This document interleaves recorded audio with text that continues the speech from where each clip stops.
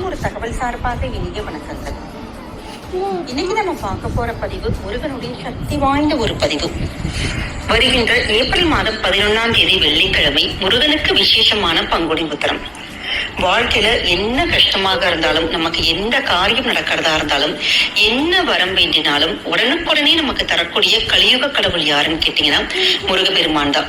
அப்படிப்பட்ட முருகனுக்கு உகந்த இந்த பங்குனி உத்திரம் அன்னைக்கு உங்களுடைய வாழ்க்கையில உங்களுக்கு என்ன தேவையோ இந்த ஒரு விசேஷ தீபத்தை மட்டும் ஏற்றி, அதுவும் குறிப்பாக சூக்ஷ்மமான ஒரு நேரம், இந்த நேரத்தை நிச்சயமா எக்காரணம் கொண்டும் தவற விடாம உங்களுடைய வாழ்க்கையில சரியான முறையில கரெக்டா பயன்படுத்தி முருகன் கிட்ட நீங்க உங்க கோரிக்கைகள் வச்சு பாருங்க. நிச்சயமா எல்லாவித கோரிக்கைகளும், கல்யாணம், நமக்கு குழந்தை பிறப்பு, நல்ல வேலை, படிப்பு, வாழ்க்கையில எந்த பிரச்சனை எதுவாக இருந்தாலும், கடன் தொல்லையா இருக்கலாம், தனிப்பட்ட பிரச்சனைகள், உங்களுடைய இஷ்டங்கள் எது வேணாலுமே இந்த ஒரு மணி நேரத்துல மட்டும் தீபத்தை மட்டும் ஏத்தி நீங்க சுவாமி கிட்ட கேட்டு பாருங்க. நிச்சயம் முருகப்பெருமான் கண்டிப்பா அதை கொடுத்துருவார். ஏன்னா அப்படிப்பட்ட சக்தி வாய்ந்த தீபமும் சூக்ஷ்மமான நேரம் தான் இந்த பதிவுல தெரிஞ்சுக்க போறோம். பதிவுக்குள்ள போறதுக்கு முன்னாடி நம்முடைய சேனலை சப்ஸ்கிரைப் பண்ணாம பார்த்துட்டு இருக்கோங்க, கண்டிப்பா சப்ஸ்கிரைப் பண்ணிக்கோங்க. அப்பதான் எங்களுடைய எல்லா நல்ல நல்ல பதிவுகளுமே உடனுக்குடனே வரும். இப்ப பதிவை தெரிஞ்சுக்கலாம். நம்முடைய வாழ்க்கையில மத்த எந்த விரதத்துக்கும் இல்லாத ஒரு தனிச்சிறப்பு என்னன்னு கேட்டீங்கன்னா பங்குனி உத்திரம் நாளுக்கு இருக்கு. ஏன்னா நம்ம அனைத்து தெய்வங்களையுமே வழிபடுவதற்கு ஏற்ற நாள், உகந்த நாள் அப்படி எதுன்னு கேட்டீங்கன்னா பங்குனி உத்திரம் நாள் தாங்க.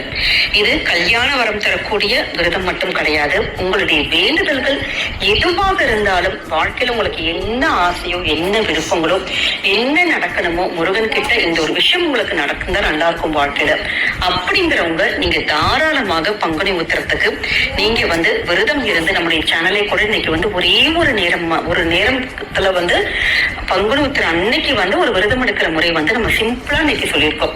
கண்டிப்பா அந்த வீடியோ பார்க்காதவங்க அந்த வீடியோவையும் போய் பார்த்துக்கோங்க. ஏன்னா எப்பயுமே எந்த நாளா இருக்கட்டும், எந்த ஒரு விசேஷங்கள் இது மாதிரி நம்ம ஒரு கோரிக்கைகள் வைக்கிறீங்க, உங்களுக்கு வாழ்க்கையில ஒரு சில விஷயங்கள் நடக்கணும் அப்படிங்கிறப்ப அட்லீஸ்ட் நம்ம ஒரே ஒரு நேரம் மட்டுமாச்சும் விரதம் இருந்து நம்ம வழிபட்டு நம்மளை வருத்தி முருகன் கிட்ட இப்படி கேட்கிறப்ப கண்டிப்பா அந்த ஒரு விஷயங்கள் நமக்கு வெற்றி கிடைக்கும்.